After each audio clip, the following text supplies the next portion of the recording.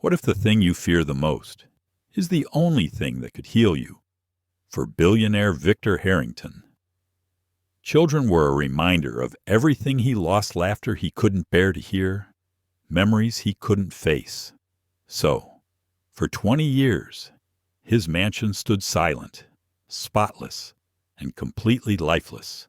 But one stormy evening, his maid, Grace, arrived with her 6-year-old twins, 2 innocent faces seeking warmth, unaware they were stepping into the heart of a man who had forgotten how to feel. From that night on, the sound of tiny footsteps began to echo through marble halls once ruled by loneliness. And with every giggle, every question, every gentle touch, Victor's walls started to crack. But here's the question. If you were him, would you let those children stay? Could you face the ghosts of your past to make room for something new? Or would you send them away and keep living behind the same locked doors? Stay with us, because what happened next turned one man's grief into redemption and one house of silence into a home of light. Don't forget to like, share, and subscribe for more stories that touch the heart and heal the soul. For 20 years, no child had passed through the nearly 10-foot-high iron gates of the Harrington mansion. People around Connecticut often whispered to each other, "He has everything but a heart." From the outside, Victor Harrington. His mansion looked like something out of a period painting, gray tile roof, marble walls, bright glass windows, 2 acres of white-stone gardens. But inside, it was as cold as a forgotten temple. Victor, the first black man to head a major financial firm in America, had built walls around himself not just of bricks, but of pain. 20 years earlier, he had lost his wife and only son in a car accident on the way back from a Vermont vacation. The car had flipped, and he was the only survivor. Since then, every sound of children had stabbed him in the heart. He had banned children from the house, banned laughter, banned memories. Every morning, Victor would show up in his immaculate black suit, his tie knotted to the exact inch. He would work 12 hours a day, come home just after 11 at night, eat dinner alone, and then stroll the silent hallway where the lost family photograph had hung. That morning, the rain fell softly like silk. The wind carried the chill of early winter, covering the rose garden with a thin layer of mist. Grace Miller stood under the service area's awning, holding the twins, Ethan and Emma. Both wore worn woolen coats, their eyes wide, sleepy and worried. "You'll be good, I promise," Grace whispered, kissing both children on the forehead. She called a neighbor to help look after them, but no one was home. The kindergarten was closed due to a power outage. She had no choice but to take her 2 children to the mansion, a place where children are not allowed to exist. When the minibus stopped in front of the Harrington gates, the 2 children were silent. The black gates slowly opened, creaking heavily as if they didn't want anyone else. Grace held her son's hand as she walked in, praying that she would manage to keep the boss from finding out. She was a hard-working woman who had only been working here for 3 months. This steady job was the only source of income for the 3 of them. Inside, it was so quiet you could hear the drops of water dripping from the glass ceiling onto the stone floor. "Walk lightly, honey," she whispered. Ethan nodded, holding his sister's hand. The 3 of them threaded their way through the long hallway, the light reflecting off the large mirrors making them feel like they were in a fairy tale castle. They had never seen such a big place. It was nearly 100 feet from the living room to the main staircase, past a row of bronze sculptures. "Wow, Mom, this place is like a castle in a movie," Emma whispered, her eyes shining. Grace smiled. "Yeah, but remember, we're just guests. Upstairs." Victor was on video conference. His voice was steady, slow, but with an authority that made his listeners hold their breath. When his assistant left, he stepped out onto the small balcony overlooking the courtyard and saw something that stopped him in his tracks. Two small figures were running through the stone pillars.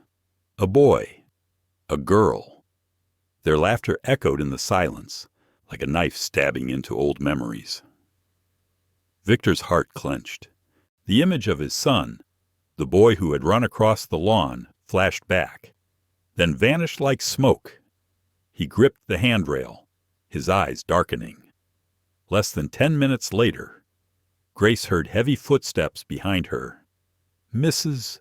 Miller, the voice of Harold Kent, the longtime butler, was cold and harsh. "What are you bringing into the house?" Grace jumped, pulling the two children behind her. I'm sorry. It's just that school is closed today." Harold interrupted. "You know the rules. No children, no noise, no exceptions." He squinted at the two trembling children.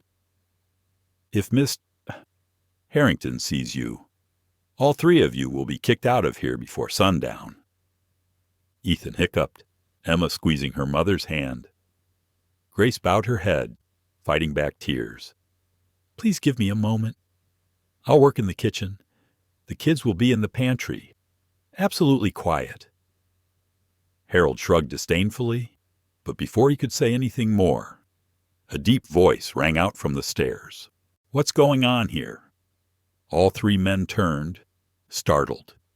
Victor Harrington stood there, tall in a gray suit, the light glinting off his thin glasses. His face was expressionless, but his eyes were cold as steel. The air froze. Harold bowed his head. "Sir, the new maid has brought children into the house." Victor glanced at Grace, then at the two children. A long, dead silence. Ethan hid behind his mother, but Emma, a 6-year-old girl with big brown eyes, looked up at him. That clear gaze, strangely enough, made Victor unable to look away. It was exactly like the gaze his son had had. He opened his mouth, his voice hoarse. "What are their names?" Grace stammered. "Ethan and Emma." "Sir, they'll be good. They just—" "No excuses," Victor interrupted, his eyes never leaving the two children. "I don't want them roaming around the main house. You'll have babysitting arranged for them from tomorrow. Today, keep them in the kitchen." His voice was even, not loud, but each word seemed to weigh 1,000 pounds. Grace bowed her head. "Thank you. I appreciate it." Victor turned away, but before leaving the hallway, he glanced back. Emma was still looking at him, a slight smile flashing across her face. Something very small, very vague, had just stirred in the heart of the man who had been frozen for 2 decades. In the evening, when the mansion lights came on, Grace took her two children to the small kitchen corner and spread a blanket on the floor. Ethan fell asleep quickly, but Emma still tossed and turned. "Mommy," she asked softly, "is he lonely?" Grace squeezed her hand. "Maybe so. Honey, maybe he's forgotten what laughter sounds like." Outside, the rain fell again. In that large house, there were 3 strangers, a woman, 2 children, and a cold heart that had just begun to beat softly for the first time in 20 years. At the end of the corridor, Victor stood looking out the study window. Down in the courtyard, the kitchen light cast a warm yellow glow. At that moment, he heard a small laugh, as light as a breath. He closed his eyes. A drop of water, or rain, fell gently onto his hand. And thus, the closed gates of Harrington Mansion opened for the first time. The next morning, the first rays of sunlight streamed through the large glass windows of the kitchen. The usually quiet kitchen now had new sounds, the clink of spoons on porcelain bowls, the soft laughter of children. Grace gently washed her hands, looking at her two children sitting on low wooden chairs, eating cake and trying to keep quiet as she had promised. Ethan carefully picked up each piece of cake, while Emma kept looking around, her curious eyes seemingly swallowing up the space. She whispered, "Mom, why is Mr. Harrington's house so big? How many rooms are there?" Grace smiled, lowering her voice. "So many that you can't even remember them all. But remember, don't wander around. I just want to see for a bit." Emma's voice was as light as a breath, but those sparkling eyes made Grace feel a little sad. She knew her daughter's nature, curious, eager to explore, just like her father before. The morning passed in silence. Harold checked each room, his face never relaxing even a little. He glanced into the kitchen, saw Grace mopping the floor, and then snorted and left. Grace said nothing, just looked down and continued working. She knew she was walking a thin line between pride and food. Victor returned from the office around 10 o'clock, earlier than usual. He walked down the stone-paved hallway, his footsteps echoing loudly in the vast space. He held a stack of documents and a cup of black coffee, the bitter smell of which mingled with the scent of old wood. He paid no attention to anyone, but as he passed the kitchen, he heard soft whispers and a burst of giggles.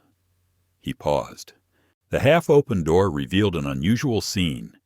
Two children sitting on a wooden table, arranging spoons and jar lids into a small robot.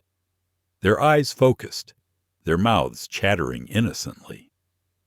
Grace was wiping the table while sneaking glances at her children, her eyes filled with love. Victor said nothing, just watched silently. A strange, tender feeling crept into his mind. For a few seconds, he saw his son sitting on the living room floor, using a wooden spoon as a sword and laughing. He blinked quickly and turned away. But the laughter had already left a small crack in the thick ice of the past. When Grace noticed him standing there, she was so startled that she almost dropped her handkerchief. "I'm sorry, sir. They'll be quiet soon," Victor replied in a low, even voice. "No need, as long as they don't damage anything." He left, leaving Grace bewildered. For the first time, he didn't yell at her or order her to leave. It was a mild afternoon. The garden behind the mansion was ablaze with the yellow of maple leaves. Grace was assigned to clean the main living room. The two children stayed in the kitchen with her. But a moment later, Emma slipped out the back door. Ethan saw her disappear and ran after her. They walked down the long carpeted hallway, the light streaming through the 10-foot-high windows making everything shimmer like a dream. Every painting, every stone statue was tall and cold. Ethan whispered, "Honey, if we get caught, Mom will lose her job." Emma smiled mischievously. "Just a quick look, then come back." They stopped in front of a large black double door. Emma found it strangely appealing. She pushed it open, and a soft light poured in. The room was dusty with old toys, a small piano, and a few faded picture frames. Emma stepped closer, carefully wiping the dust off a photograph on the shelf, a smiling brown-skinned boy holding a ball. Standing between two adults, one of them Victor, 20 years younger, his face beaming. Ethan stood still, eyes wide. "Is that his son?" Emma nodded, her voice trembling. "Maybe. He missed this boy a lot." Just then, the back door opened. Victor's voice rang out, so cold it froze the air. "What are you doing in here?" The two children turned, startled. Emma tried to explain, but the words caught in her throat. Victor walked slowly toward them, his eyes lingering on the photograph in her hand. His black skin seemed bathed in white light, his face tense, his lips trembling slightly, only for a moment. But Grace, arriving, saw it all. She rushed forward, pulling her 2 children behind her. "I'm sorry, sir.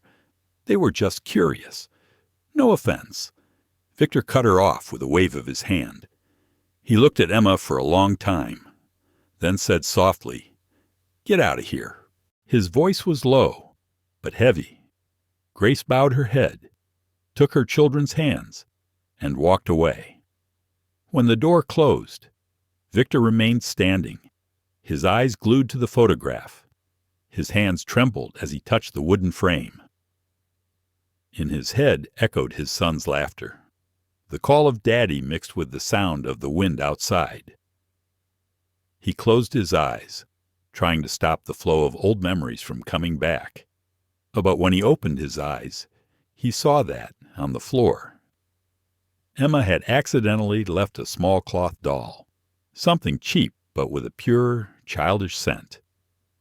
He picked it up and looked at it for a long time. A soft feeling spread through his chest, warm and stinging at the same time. In the afternoon, as Grace was getting ready to leave, Victor appeared at the kitchen door. He looked at the 2 children and asked softly, "Have they had dinner yet?" Grace was embarrassed. "I was going to feed them at home, sir." Victor was silent for a few seconds and then said, "Let them eat here, in the kitchen. No one will complain." Harold was stunned as soon as he entered. "Sir, you want to feed the children?" "In the house," Victor simply replied. "I told you." The air seemed to stand still. Harold withdrew, and Grace nodded slightly in thanks.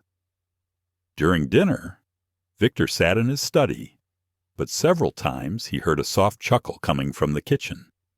Strangely, instead of being annoyed, he felt strangely at ease. Late at night, Grace cleaned up the dishes. Ethan had fallen asleep on the chair, while Emma sat folding towels, trying to appear to be helping her mother. She whispered, "Mom, he's not angry today." Grace gently stroked her daughter's hair. Maybe he's starting to miss the feeling of having someone in the house. On the second floor, Victor sat alone in his study. The small doll stood before him. The yellow light cast soft shadows on his face. He turned the object in his hands, then placed it beside the framed photo of his son. His gaze softened, as if a part of the ice had melted in the silence. That night, Harrington Mansion was no longer completely silent. There was the sound of wind outside the window, a light rain, and the faint sound of something changing, an old heart learning to listen again. The morning at Harrington Mansion began with an unusual sound, the soft singing of children mixed with the smell of freshly baked pancakes. Sunlight streamed through the curtains and danced across the long wooden kitchen table. Grace carefully turned pancakes, and the 2 children competed to pour syrup. The air, though small, made the huge house seem more breathable. On the second floor, Victor woke up early as usual. He stood by the window, a cup of coffee in his hand, looking down at the dewy garden. His house, for so many years, had been as quiet as a cemetery. But now, those small sounds made it impossible for him to concentrate on reading the newspaper. He folded the paper, listened, and then unconsciously went downstairs. As he walked down the hall, he saw Harold muttering, "There will be no rules in this house." Victor glanced away. Some rules shouldn't last long. Harold fell silent, head bowed, and Victor continued walking, his leather shoes clicking rhythmically on the polished tiles. In the kitchen, when he appeared, Grace almost dropped the pan. The 2 children looked up, eyes wide. Emma stammered, Can I offer you some pancakes?" Victor looked at the pancake on the plate, golden brown, lightly buttery. He hadn't had anything so simple in years. After a few seconds of silence, he nodded slightly. "Thank you." Breakfast was quiet, but strangely pleasant. Ethan carefully cut his cake, and Emma kept asking questions, from the color of the roses in the garden to why the ceiling was so high. Grace was both worried and amused, but what surprised her most was Victor didn't seem upset.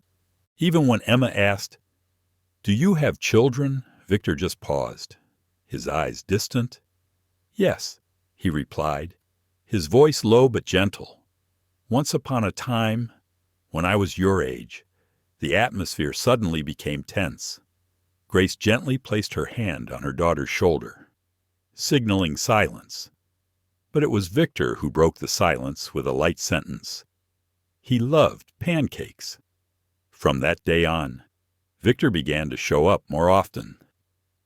At first, it was just a glimpse, a glance when Grace taught her to wipe the table, a pause when she heard laughter coming from the garden.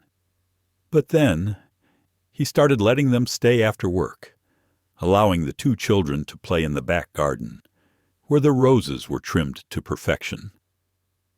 One afternoon, Emma ran around the fountain, her hair tousled in the wind. Victor sat on a bench reading a document, but his eyes were always silently watching. Ethan stood nearby, trying to float a paper boat down the small stream. Suddenly, the wind picked up the boat and it drifted away. The boy staggered and stretched out his body to follow it, and he fell into the lake. Grace screamed, but Victor rushed forward. He jumped into the water, hugged Ethan, and pulled him to shore. His expensive shirt was soaked, but he didn't care. Ethan coughed, tears mixing with the lake water. Victor patted the boy's back, his voice serious but full of concern. "Are you okay? Does it hurt?" Ethan shook his head, trembling. "I'm sorry. I didn't mean to." Victor squeezed his shoulder gently. "It's okay. Next time, remember that nothing is worth falling into the water just because it floats away. Do you understand?" Ethan nodded, his wet eyes looking at him like he saw a father. The sight left Grace speechless. For the first time, she saw the man who had once been as cold as steel tremble slightly when he touched the child. When he looked at her, his gaze was no longer the distance between master and servant, but rather a quiet sympathy. That night, when the two children were asleep, Grace knocked lightly on the office door. "Sir, thank you for saving my son," Victor replied softly, without raising his head from the desk. "I only did what anyone would do." Grace looked at him, her voice low. Not everyone would do that. He was silent for a moment, then let out a soft breath. "I had a family. My wife left after we lost our son.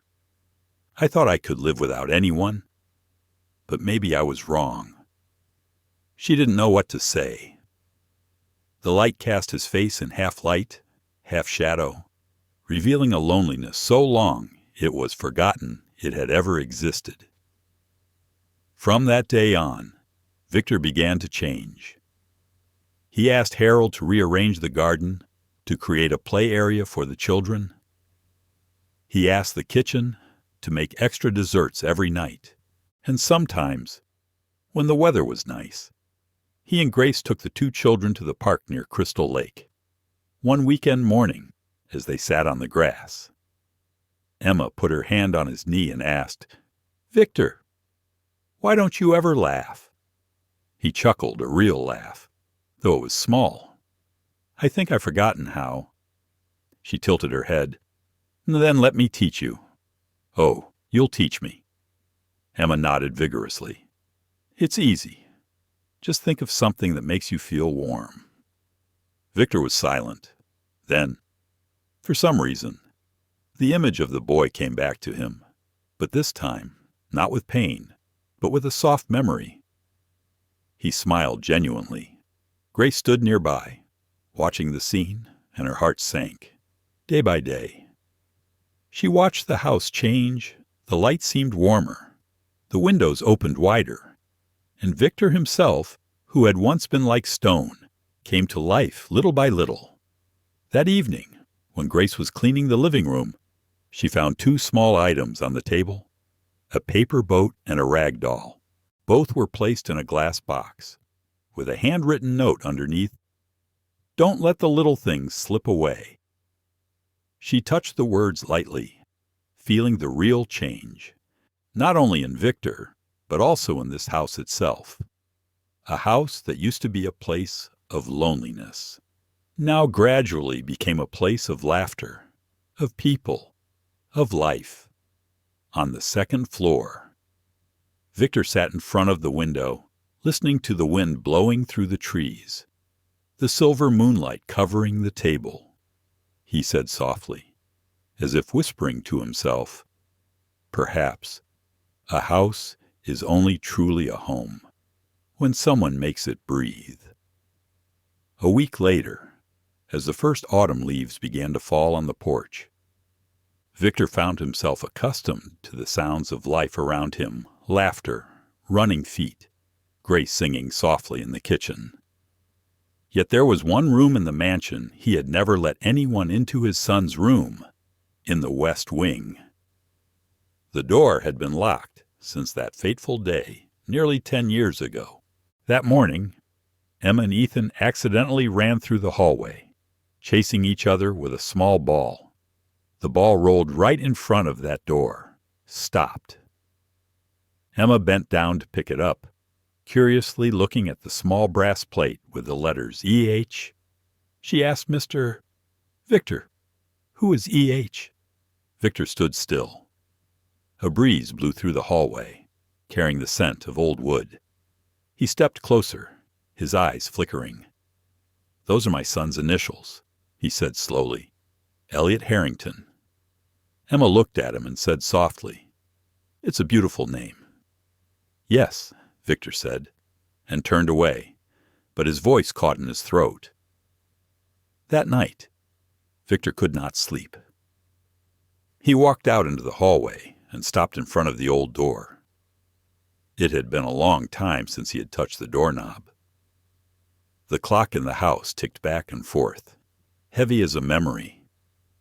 Finally, he took the key from his pocket and unlocked the door. The room was as it had been the day Elliot had left it. A lone moon shone through the window, dusting the desk and the small piano in the corner. On the walls were children's drawings, planes, the sun, and an unfinished drawing of a father and son standing by a lake, surrounded by greenery. Victor sat down, his hands trembling slightly as he touched the picture frame. The image of the child with a bright smile came back to him. He could still hear his child's laughter, the call, "Daddy, look at me," tears, which he thought he had forgotten how to shed, suddenly flowed uncontrollably. The next morning, Grace found him in that room. He was still sitting there, his back against the wall, his eyes silently staring at the painting. She softly said, "You kept everything as it was." Victor nodded. "I can't continue painting that picture. I can't face what I lost." Grace sat down beside him and softly replied, "There are pains that don't need to be forgotten. Just let them breathe. Maybe these children will help you paint the missing part." The word stirred something in him like a gust of wind. That afternoon, he called Emma and Ethan into his room. The two children were surprised when he held out an old box of paints. "I have a favor to ask," he said, his eyes softening. "Can you help me finish this painting?" Ethan looked at the old lines, then carefully added the sky. Emma chose a bright yellow for the sun. Victor stood behind, silently watching each brushstroke. When they were finished, the painting showed 3 people, father, son, and 2 other children holding hands. A simple image, but filled with a lifetime of emotion. That day, Harrington Mansion seemed to have changed. The atmosphere in the house seemed brighter. Harold, the old butler, watched his master and the children hang the new painting on the wall, and could only stand there silently. He had never seen Victor like this before. The man who had lived like a shadow could now smile genuinely. That evening, Victor invited Grace to dinner. It was the first time he had done so. The table was long, but no longer felt as empty as before. He raised his glass of wine, his voice low but warm. "Thank you, Grace. Thank you for bringing life back to this house." Grace smiled. "I only brought the 2 children. Sir, they," he replied, "brought the light. Over the next few days—" Victor began to take a closer look at Grace's life. He listened to her tell him about her difficult life, about being rejected in many places because she was a single mother, about how she raised her children to be self-respecting and kind despite their poverty. Each of her stories seemed to touch a quiet part of him. One evening, while the family was looking through old photos, Ethan suddenly asked, "Mr. Victor, if you could wish for anything, what would it be?" Victor thought for a moment and then said, "I wish I could do it again, be braver, love more, and fear loss less."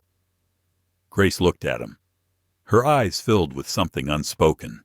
Perhaps the fear of loss was what had kept him lonely for so many years. But not everyone was happy to see the change. Harold began to worry. He had been loyal to Victor, but also loyal to his past, a cold, orderly past. One evening, he called a stranger. "Something's changing here. She has made him forget everything he swore he wouldn't forget." Grace didn't know about that call. She still believed that everything was fine. However, one morning, when she dropped her children off at school, 2 men in black suits appeared at the gate. They introduced themselves as legal representatives of Harrington Holdings, carrying a letter. The letter reads, "According to internal regulations, boarding staff are not allowed to have minors on the Harrington property for more than 30 days. Ms. Grace Miller is in violation of this policy. Please leave within 48 hours." Grace was stunned. When Victor heard what had happened, he immediately called his legal advisor. "Who approved this order?" he demanded. There was a silence. Then the reply, "Sir Harold Kent, acting administrator." Victor gripped the phone tightly, his eyes flashing with suppressed anger. He looked at Harold. "You think you have the right to do that?" Harold bowed his head. "I only did the right thing. You are letting your emotions overwhelm you. This is no longer a home. It is property that needs to be protected." Victor looked straight at him, his voice cold. "I don't need anyone to protect me from the people who give me life. And perhaps you have forgotten what a heart is." That same evening, he signed the decision to remove Harold as butler. But Grace, moved as she was, began to pack her things. "You don't have to do this for me," she said. "I know. Someday, it will all end." Victor looked at her, his eyes a mixture of anger and sadness. "No, Grace, it can't end like this. You and the children have reminded me of who I am. I won't let anyone take that away." But then came an unexpected phone call from the board of directors. They threatened to reconsider Victor's position as chairman if he continued to behave outside the rules. Under the spotlight, Victor stood still. Once again, he was faced with a choice between power and heart. That night, he walked down the hallway and looked at the painting of 3 children holding hands. The wind blew gently, and dewdrops lingered on the glass. He knew that tomorrow he had to make a decision, something that could change everything. But downstairs, Grace sat by her children's bed, whispering, "We'll be okay, wherever we are." Little did she know that those words would later become the spark that would drive Victor to do the unexpected. The night sky was pouring down with heavy rain, the raindrops hitting the window frames, reflecting the headlights of the cars driving on the road leading to Harrington Mansion. In the large office, Victor stood silently by the door, holding a fax from the shareholders' meeting. The words were cold. If you continue to act emotionally, we will be forced to consider your position on the board of directors. Outside, thunder cracked across the sky. Victor closed his eyes, memories flooding back, memories of losing Elliot. That day, he had faced a similar decision, a strategy meeting or his son's first performance. He had chosen the meeting. As he left the company, the news came. The storm that year swept away Elliot's car. Everything fell apart. From that day on, he had closed his heart. And now, fate seemed to be testing him again. Grace was packing up her things in the small basement room. The two children sat quietly, packing their favorite toys into an old suitcase. No one cried, but there was a sense of loss in all three of their eyes. "I don't want to leave this place," Emma said softly. "Victor is here." Grace bent down and stroked her daughter's hair. "Sometimes, honey, you can't keep what you want, even when it's right." She didn't know that on the second floor. Victor was listening to her every word through the intercom, the one he used to monitor his employees. Now it made him feel like a coward standing outside of real life. He turned off the device, but the children's voices still echoed in his mind. Near midnight, Grace heard a knock on the door. When she opened it, Victor stood there, his jacket soaked, his eyes filled with conflict. "You're not leaving yet." "I'll leave tomorrow morning," Grace replied, her voice calm but trembling. "I don't want to cause you any more trouble." Victor looked at her for a long time. Trouble is when you know what's right and still choose to stay silent. "I can't do that anymore." She was about to say something, but he continued. "Grace, do you know why I used to ban children from this house?" Grace shook her head. "Because they reminded me of Elliot. Every laugh, every bright eye. It hurt. I thought if I took away all the joy, I wouldn't feel the loss. But you brought those two children, and they taught me that the pain only lessens when you dare to love again." He paused, his voice low. "I won't let anyone send you away. Tomorrow morning, I'll meet with the council. One last time." The next day, the rain had not stopped. The conference room on the 35th floor of Harrington Holdings was cold and oppressive. 7 board members sat around the table, their cold eyes fixed on Victor. He had no lawyer or secretary. He was alone, in a black coat, his gaze determined. The acting chairman began. "Mr. Harrington, we don't discuss personal matters, but your actions have crossed the line. Allowing a maid and a child to live on company property is a serious violation." Victor placed both hands on the table, his voice clear. "I have lived my whole life following the rules you wrote, and in return, I lost my only child, and I lost my humanity. I thought this company represented success, but it turns out it was just a wall between people." A member objected. "You are emotional." No, Victor replied. "I am more sober than ever." He took out a document and placed it on the table. "Here is the new ownership division. I am selling 40% of my shares to the Elliott Foundation, a community organization I have just established. Its purpose to provide housing and education for orphans. I will step down from my executive position, but not my responsibility as a human being."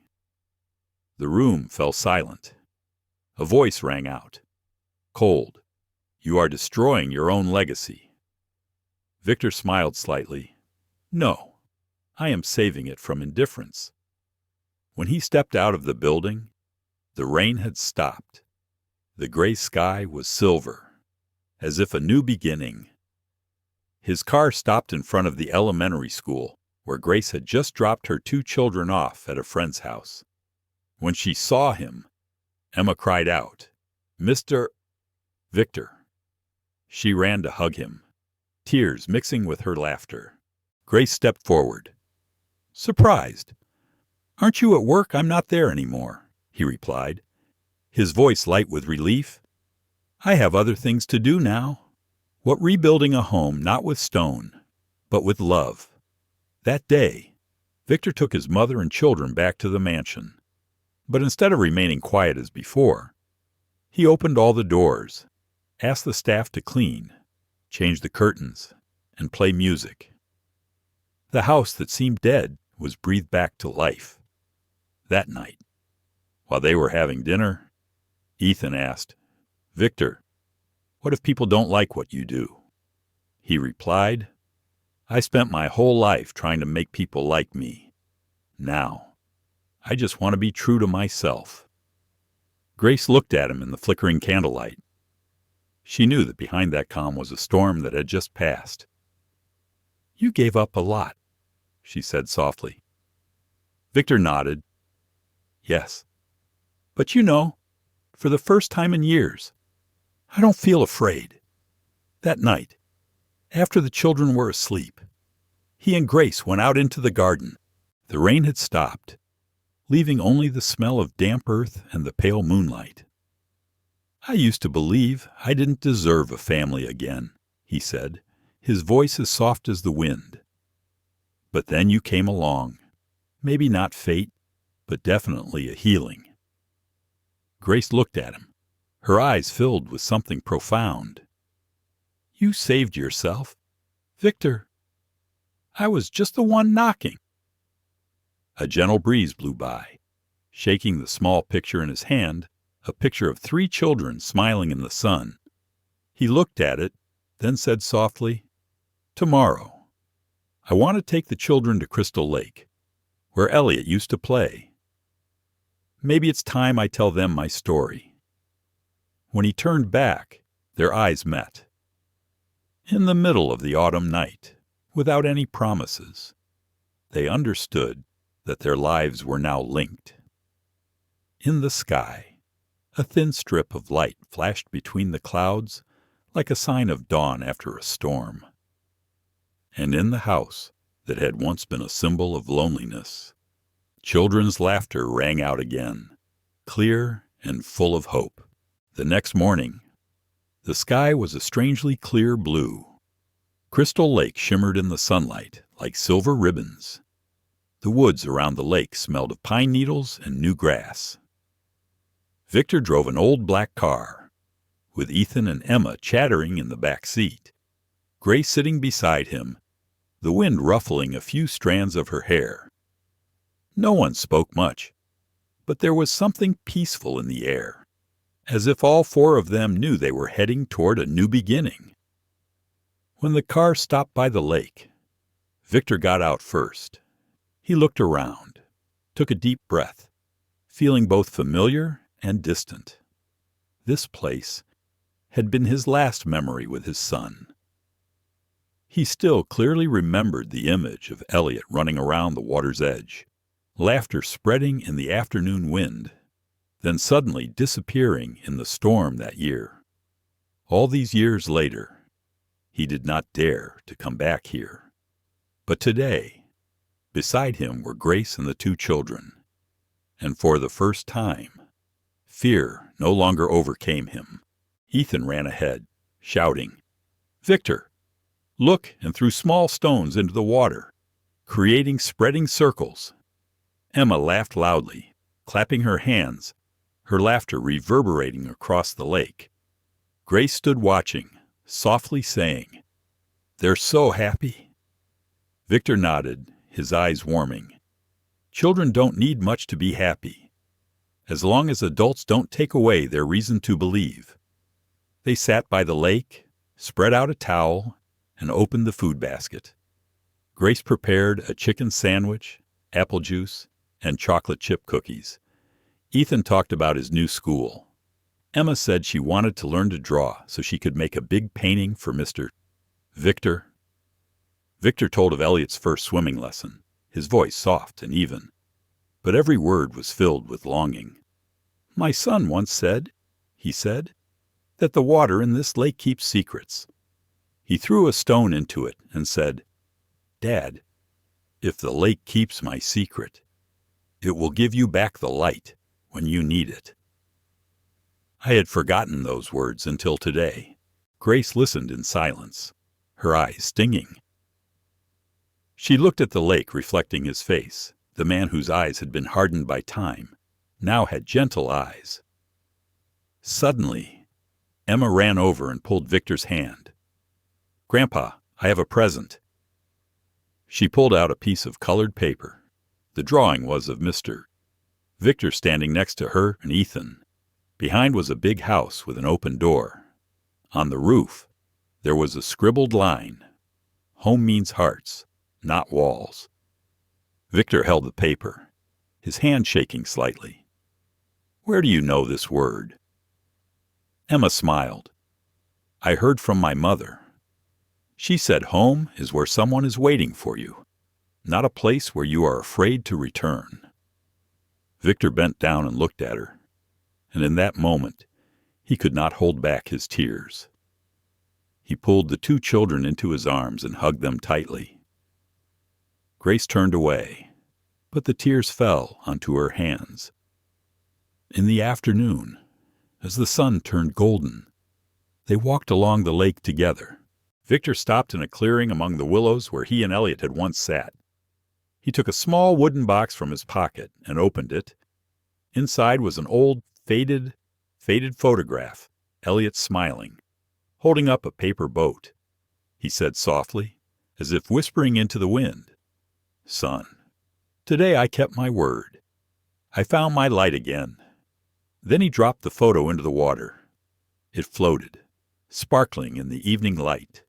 Ethan asked softly, "Grandpa, what have you done?" Victor replied. "I returned the secret lake I had forgotten." A white bird flew by, soaring in the evening sky. Emma ran after it, shouting.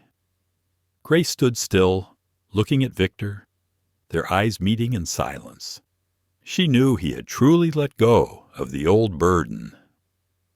"On the way back," Victor said, "Grace, I want to open a small school in the land behind the mansion, for children who have nowhere to go. If you agree, I want you to be in charge." Grace was surprised. "Me, I have never taught before." He smiled. "You taught me how to live again, Grace. There is nothing else you can't teach." That night, the house was lit up until late. Ethan and Emma helped him repaint the empty room on the first floor, pasting pictures of suns and rainbows on the walls. They named the room the Light Room. Harold, the former butler, appeared at the gate and stood there silently watching. He thought Victor would chase him away, but instead, Victor just said, "If you want to come back, help me expand this class. I don't need a guardian of property. I need a guardian of kindness." Harold bowed his head, his old opaque eyes flashing with regret. "I was wrong," Victor replied. "No one is wrong forever, if they want to do it again."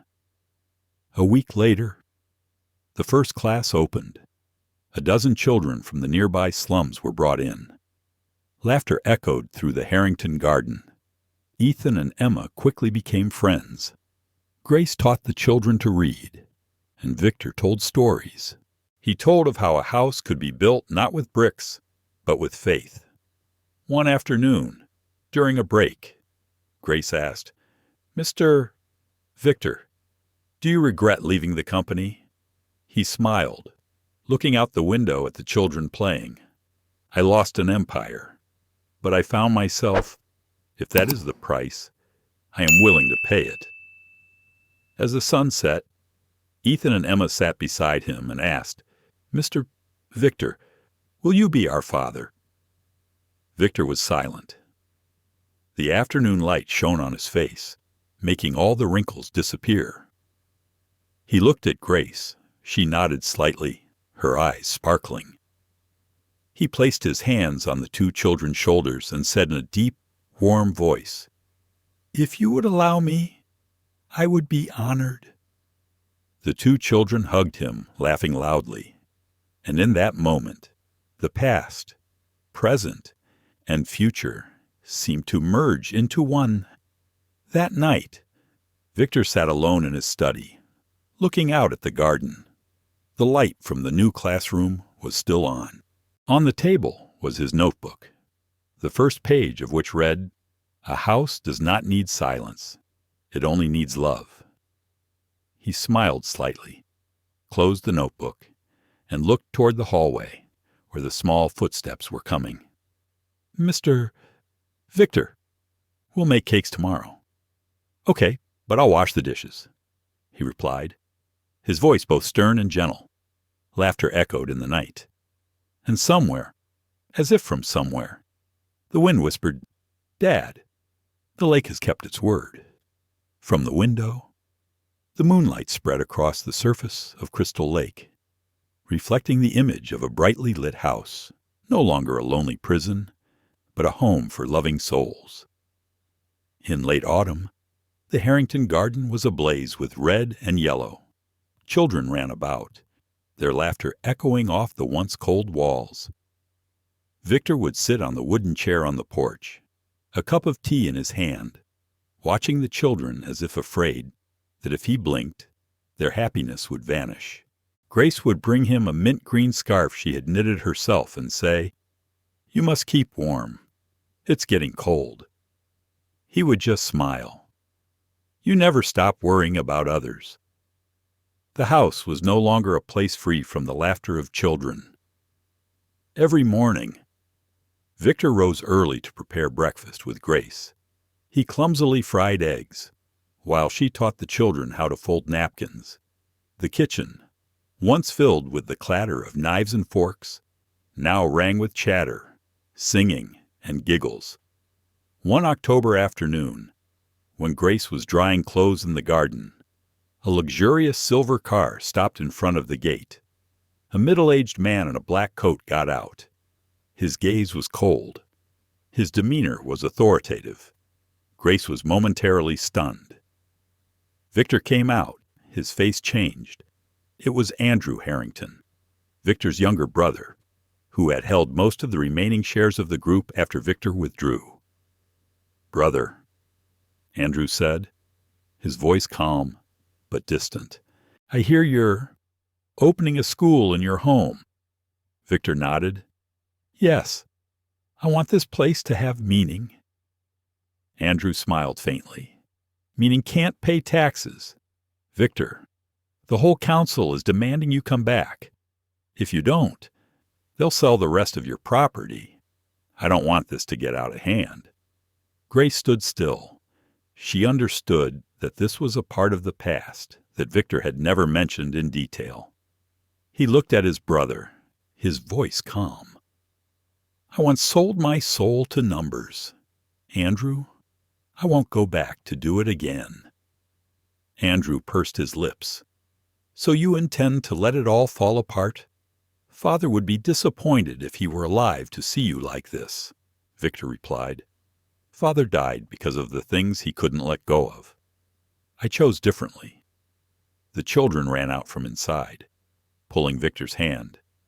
"Grandpa, the cakes are ready." The tense atmosphere dissipated a little. Andrew looked at the children, his eyes wavering slightly. "Whose children are they?" Grace said softly. "They are my children, Ethan and Emma." Andrew frowned slightly, his voice slightly sarcastic. "My brother rejected the upper class to play with. The servants' children."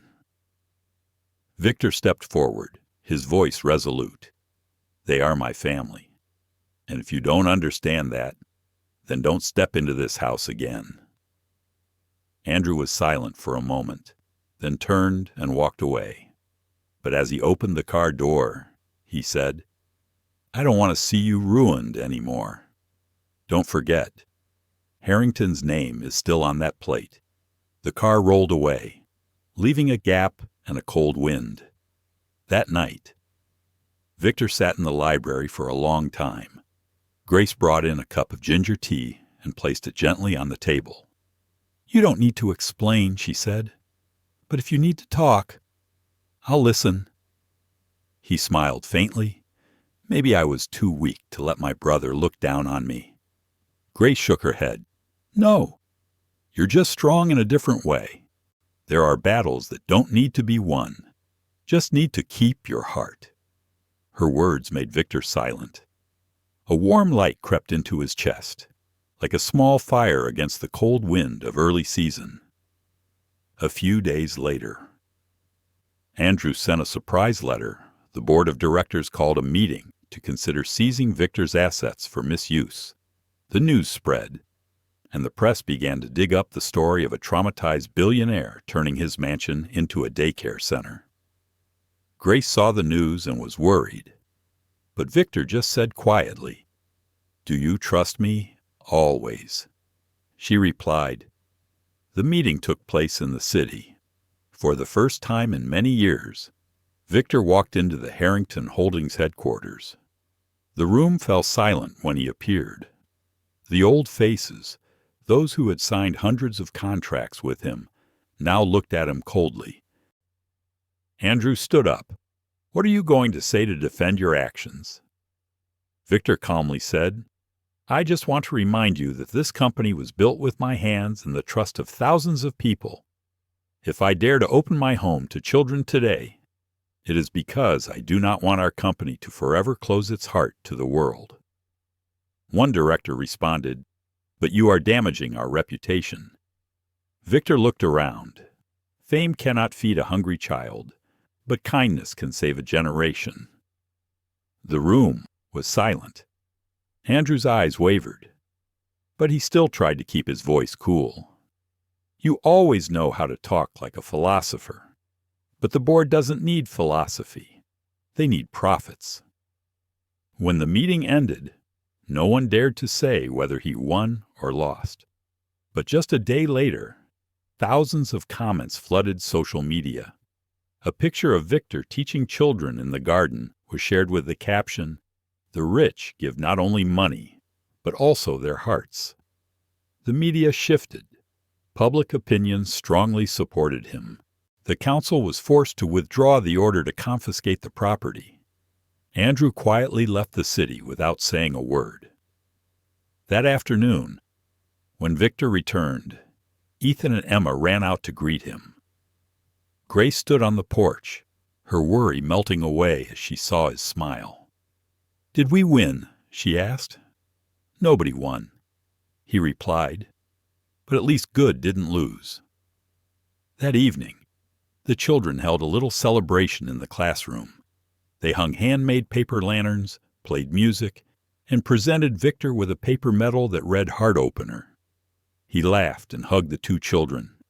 Grace watched them, filled with a strange feeling, both gratitude and fear, as if she sensed something bigger was coming. Winter was coming. The first snow of the season was falling, covering the roof. Victor went out into the yard and made a snowman with the children. He wrapped his scarf around the little snowman and said, "Now he's warm." Ethan replied, "Just like Victor." Everyone laughed. At night, while everyone else slept, Grace stayed awake.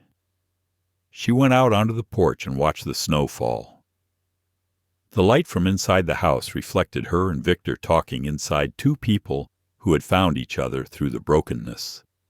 But in the distance, amidst the snow, car headlights flickered. A figure in a long coat stood still, looking toward the mansion. It was Andrew. He hadn't left yet, and in his hand, a thick envelope marked "Confidential." Little does Grace know, the next storm is coming, not from the sky, but from the unburied past. The winter wind whistled through the pine trees surrounding the Harrington estate. The breath of snow condensed into a mist on the windows, creating a picture that was both peaceful and foreboding. In his study, Victor was reviewing the plans for the expansion of the School of Light, where he planned to turn the estate into a free community center for poor children. Next to him, Grace took careful notes, her hands trembling slightly from the cold. "You should rest a bit. It's past midnight," she said softly. Victor just smiled. "I'm afraid if I stop, I'll hear the past calling my name." Outside, the black car was parked. Andrew got out, his coat covered in snow. He didn't knock. He knew the old combination. The door creaked. His footsteps echoed on the wooden floor, bringing the cold air with them. Grace looked up from clearing the table and met Andrew's eyes. "You're late," she said, her voice laced with alarm. "I came just in time to save what he was destroying," Andrew said, glancing toward the study. Victor heard the noise and stood up. The two brothers faced each other in the candlelit hall. Andrew threw the envelope on the table. "Do you know what this is proof that your company is under investigation? Some people are not happy with your charity stunt." Victor took the envelope and opened it. Inside were photos, meetings between Grace and some of the council staff. They said she worked for them. She was sent to curry your favor, to gather information about the assets, Andrew said slowly, as if each word was trying to stab the wound. The room fell silent. Grace was stunned, her lips trembling. "No. Victor raised his hand, his eyes suddenly dark. "Enough." His voice was hoarse, but full of hurt. "I want to hear it from you. Grace, is it true?" She took a step forward, tears glistening in her eyes. "I agreed to help them. Yes, but only to pay off my mother's hospital bills. I never meant to hurt you. After I started working for them, I realized you weren't what they said you were. I wanted to tell them the truth, but every day, I was afraid of losing your trust." Victor clutched the envelope, breathing heavily. All the trust he had worked so hard to build up seemed to be crumbling before his eyes. "You should go," he said. His voice choked. "Tonight." Victor, please go now." The children heard the shout and ran downstairs. Ethan hugged his mother's legs. "What's wrong? Victor." Grace bent down and kissed his forehead. "We have to go home, honey." She tried to smile, but her voice was choked. Victor turned away, not saying another word. Her figure disappeared into the snow, leaving only the sound of the gate closing, echoing in the long night. After they left, Victor sat in the dark for a long time. He opened the photos and looked at them, feeling for the first time that he had aged. The house fell silent again. The slow ticking of the clock on the wall reminded him that trust, once broken, is hard to restore. In the days that followed, the mansion returned to its old silence. The classrooms were empty, the drawing boards covered in dust. The neighborhood kids asked, "When will Grace be back?" But no one answered. Victor still walked the hallways, stopping at places where laughter had once echoed, just to hear the wind howling through the windows. Sometimes he saw the scarf Grace had left on a chair. He touched it, then let it go, as if afraid it would disappear. One morning, the press was abuzz with rumors. The Light Center was suspended due to financial concerns. Photos of Victor and Grace were circulated, accompanied by malicious speculation. Andrew stood before the media, pretending to defend his brother, but implicitly confirming that suspicions need further investigation. Victor did not react. He quietly withdrew, sending only a single letter to Andrew. "You can take back the company, but not my conscience. It has been worn down to the core. Grace, on the other hand, moved with her 2 children to a small house in the suburbs of Brooklyn. She worked at a used bookstore, looking out the foggy window every day, hoping for a familiar figure. Ethan would often ask, "Mommy, is Mr. Victor mad at us?" She would just pat his head and whisper, "He's just sad." "Honey?" Sad because he lost faith, not because he hates us. As time passed, winter lasted longer than usual. One evening, Grace received an envelope with no sender's name. Inside was a single piece of paper, written in a handwriting she could never forget. "I was wrong. If you still believe in the light, come to the place where we started." Beneath the text was a photo, the mansion's garden in the snow. Grace trembled. She didn't know whether to believe it or not. But looking into the eyes of the 2 children, she understood that some doors only open if you dare to approach them. The next morning, she brought the children back to the mansion. The iron gates were open, the snow still thick, but the garden was lit by hundreds of small lamps. Victor sat on a bench in the middle of the garden, his eyes tired, but his gaze warm. He stood up when he saw her. Grace. Just one word, but it held everything she had left unsaid. She stepped forward, choking. "I don't deserve forgiveness." "None of us are perfect," Victor said, his voice low and slow as flowing water. "I thought I could control everything, including trust. But it turns out it was fear that kept me from the things I held dear." He pulled an antique pocket watch from his pocket. "This is something I used to hold dear as a symbol of my past. Today, I want to give it to you, because you helped me learn to trust people again." Grace burst into tears. Ethan and Emma ran to hug Victor. "We missed you so much, Grandpa." He bent down and hugged all 3 of them, for the first time in years. Victor felt the warmth of a real family. As they entered the house, the hearth fire was lit again. Victor looked around. The place that had once been a symbol of loneliness was now filled with laughter. He said softly, as if to himself, "Perhaps this is my true home, a place where hearts forgive." Outside, the snow had stopped falling. A weak ray of sunlight filtered through the clouds and fell on the frozen lake, reflecting the images of 4 people, broken pieces that had found each other. But in the far corner of the garden, in the shade of the trees, someone was watching silently. Andrew, his face pensive. He placed another envelope on the steps and turned away, leaving long footprints in the snow. Inside the envelope were documents proving that he had spread the rumors to test Victor, and now he understood that he was the one who needed saving.